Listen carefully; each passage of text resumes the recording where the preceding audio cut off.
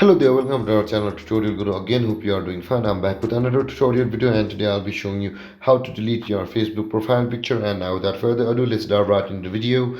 But before that, don't forget to like, subscribe and hit that bell icon for more videos. Okay, now to delete your Facebook profile picture, let's go to our Facebook app first.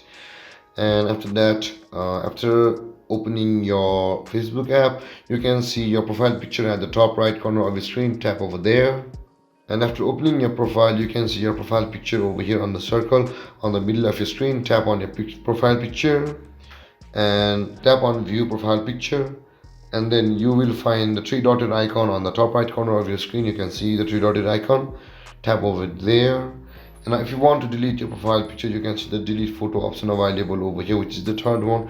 Tap on delete photo and tap on delete again, and when we reload it, the profile picture will be gone. And there guys, this is how you delete a Facebook profile picture. And if you have any confusions or questions regarding the topic, don't hesitate to comment in the comment section below, and don't forget to like, subscribe and hit that bell icon for more videos.